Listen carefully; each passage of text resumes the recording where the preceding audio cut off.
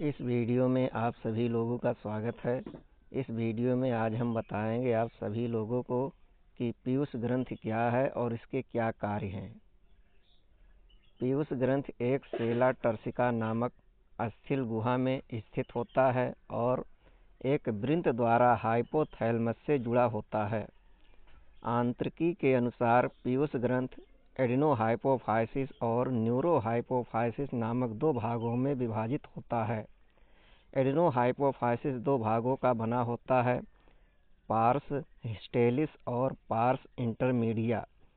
Parse हिस्टेलिस को साधारणतया अग्र पीयूष ग्रंथि कहते हैं, जिसमें से वृद्धि हार्मोन या सोमैटोट्रोपिन, प्रोलैक्टिन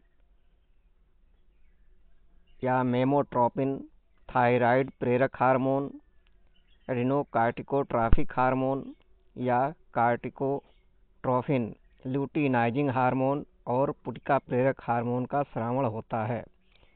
पार्स इंटरमीडिया एक मात्र हार्मोन लेनोसाइट प्रेरक हार्मोन या मेलेनोट्रॉफिन का श्रावण करता है। यद्यपि मानव में पार्स इंटरमीडिया पार्स डिस्टेलिस में लगभग जुड़ा होता है।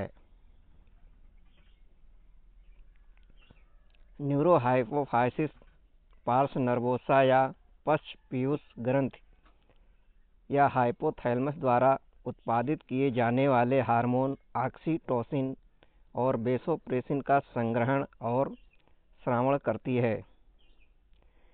ये हार्मोन वास्तव में हाइपोथैलेमस द्वारा संश्लेषित होते हैं और तंत्रिका अक्ष होते हुए पश्च पीयूष ग्रंथि में पहुंचा दिए जाते हैं।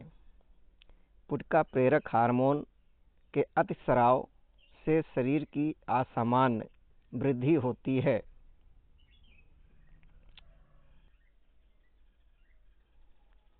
वृद्धि हार्मोन के अतिस्रावण से शरीर की असामान्य वृद्धि होती है, जिसे जाइगेटिज्म कहते हैं, और इसके अल्पस्राव से वृद्धि अवरुद्ध हो जाती है, जिसे पिट्यूटरी ड्वार्फिज्म, बौनापन या वामनता कहते हैं।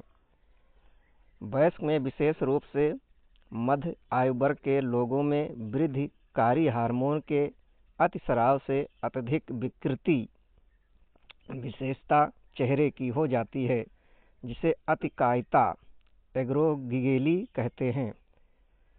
इससे गंभीर जटिलताएं उत्पन्न हो सकती हैं तथा यदि नियंत्रित न किया गया तो समय से पूर्व मृत्यु भी हो जाती है। जीवन के प्रारंभिक काल में रोग की पहचान बहुत कठिन है तथा अधिकतर मामलों में अनेक वर्षों तक रोग का पता ही नहीं चलता है, जब तक कि बाह्य अभिलक्षण दिखाई नहीं देते हैं। प्रोलैक्टिन हार्मोन स्तन ग्रंथियों की वृद्धि और उनमें दुग्ध निर्माण का नियंत्रण करता है। थायराइड प्रेरक हार्मोन थायराइड ग्रंथियों पर कार्य करके उनसे थायराइड हार्मोन के संश्लेषण और स्राव को प्रेरित करता है।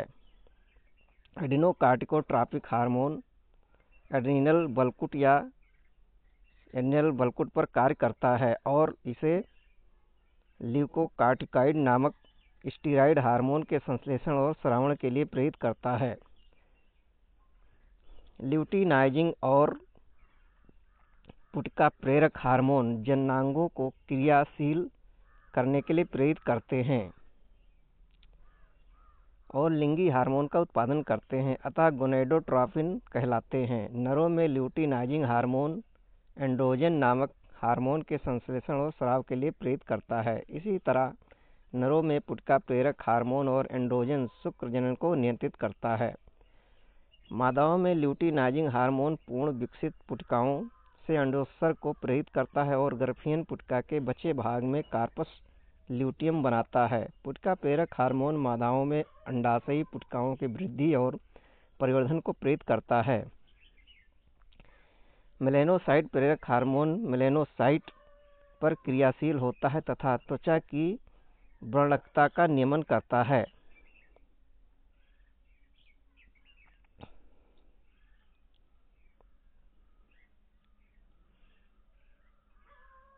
ऑक्सीटोसिन हमारे शरीर की चिकनी पेशियों पर कार्य करता है और उनके संकुचन को प्रेरित करता है।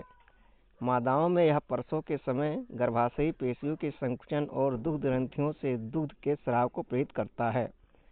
वेसोप्रेसिन मुख्यतः वृक्क की दूरस्थ संवलित नलिका से जल एवं आयनों के पुनर्शोषण को प्रेरित करता है, जिससे मूत्र के साथ जल का ह्रास कम होता है। अतः इसे प्रतिमूत्रल हार्मोन या एंटी डाययूरेटिक हार्मोन भी कहते हैं। एडीएच के संश्लेषण अथवा स्रावण को प्रभावित करने वाली विकृति के परिणाम स्वरूप वृक्क की जल संरक्षण की क्षमता में ह्रास होता है। फलतः जल का ह्रास एवं निर्जलीकरण हो जाता है। इस अव्यवस्था को उदक में डायबिटीज इंसिपिड्स कहते हैं।